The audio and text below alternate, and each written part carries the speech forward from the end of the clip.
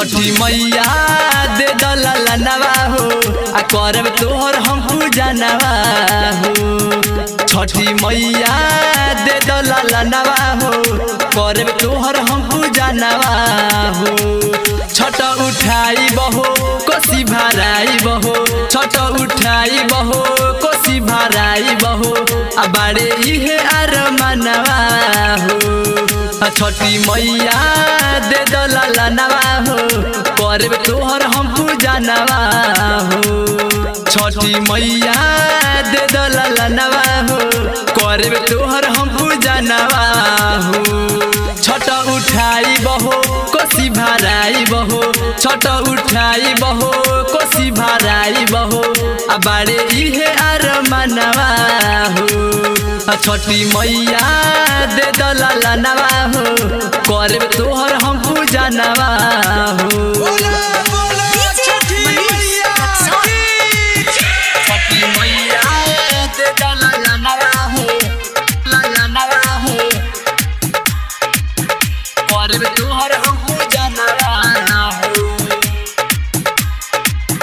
करब तोहर हम पूजा नवा हो। नैहर जाके छठ उठाई बसुनी सैया हो, अनरिया लवा पियरी सड़िया लइए भैया हो,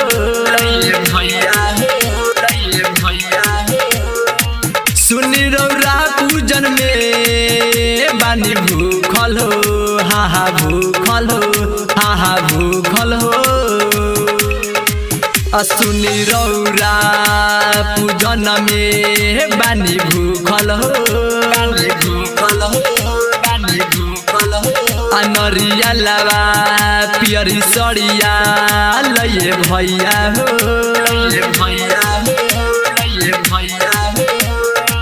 सुनी रौरा पूजन में बानी भूखल हो, हा भूखल हो, हा भूखल हो। सुंदर लाला नवा हो। छठी मैया दे दला नवा हो करब तोहर हम पूजा नवा हो। छठी मैया दे दला नवा हो करब तोहर हम पूजा नवा हो।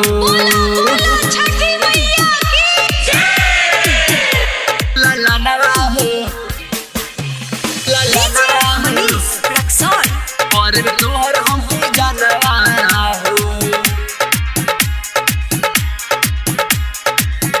छठी मैया दे दला नवा हो। Music by Munna Raj.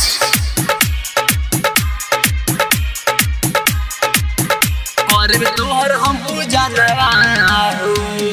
Writer आशिक निरंजन चलले घाटावा पे,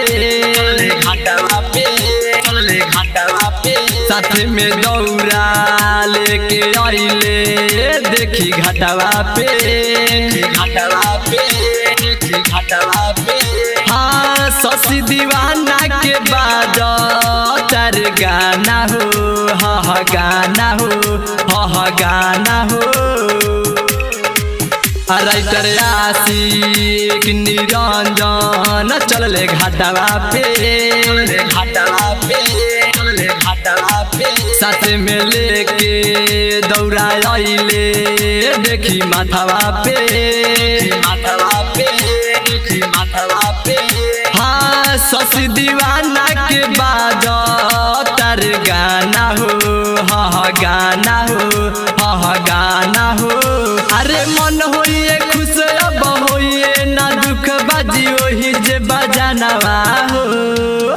छठी मैया दे दला नवा हो करब तोहर हम पूजा नवा हो। छठी मैया दे दला नवा हो करब तोहर हम पूजा नवा हो। राज स्टूडियो स्टेशन रोड सुगौली।